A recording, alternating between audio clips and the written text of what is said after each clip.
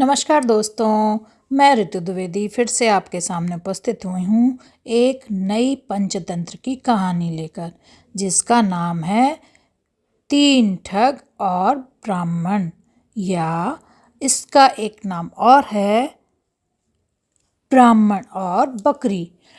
तो दोस्तों, कहानी की शुरुआत इस तरह से होती है कि किसी गांव में एक ब्राह्मण रहता था। एक दिन वो दावत में गया, जहाँ उसे यजमान से एक बकरी मिली। वो खुशी खुशी उसको लेकर अपने घर जा रहा था। रास्ता लंबा और सुनसान था। आगे जाने पर रास्ते में उसको ठगों ने देखा और सोचा कि क्यों ना इससे यह बकरी हत्या ली जाए।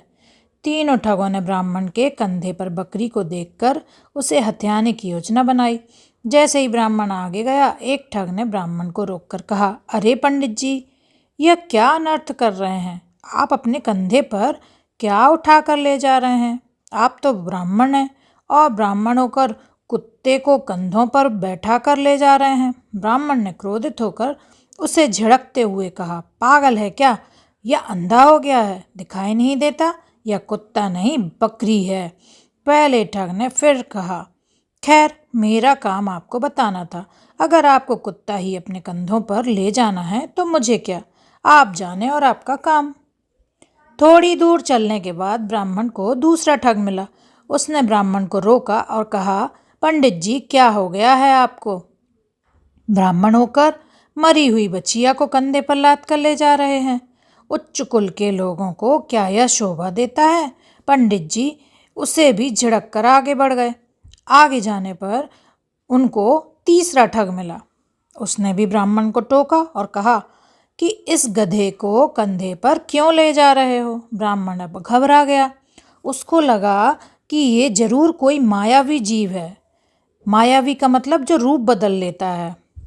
उस जमाने में तो इस तरह के लोग होते थे और इस तरह की चीज़ें होती थीं। आज के ज़माने में ऐसा नहीं होता है दोस्तों। तो उनको लगा कि कोई मायावी जीव है जो बार बार रूप बदल रहा है, वरना इतने सारे लोग झूठ क्यों बोलेंगे। अब अभी तक तीन लोग मिल चुके थे। तीनों ने बोला, पहले ने बोला कुत्ता है, दूसरे ने बोला मरी हुई बछिया है, तीसरे ने बोला गधा है।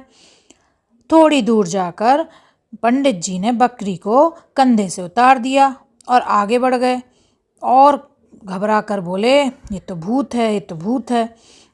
उधर तीनों ठग उस बकरी को हत्या लिए। उन लोगों की तो जो मनोकामना थी वो पूरी हो गई। उनने पहले से विचार करके रखा था कि पंडित जी को बुद्धू बनाएंगे और उस बकरी को हत्या लेंगे।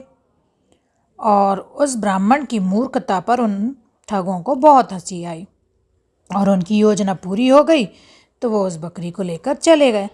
तो भाई, इस कहानी से हमें क्या शिक्षा मिलती है कि किसी झूठ को अगर बार बार बोला जाए तो वह सच लगने लगता है। तो कोई भी झूठ अगर बार बार कहा जाए तो वो हमें सच लगने लगता है।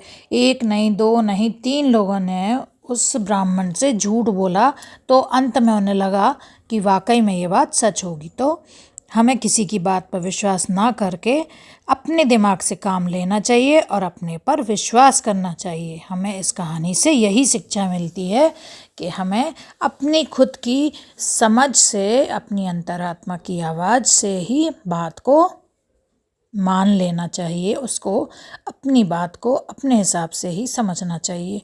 तो कैसी लगी आपको आज की कहानी? तो मिलते हैं नई कहानी के साथ। नमस्कार।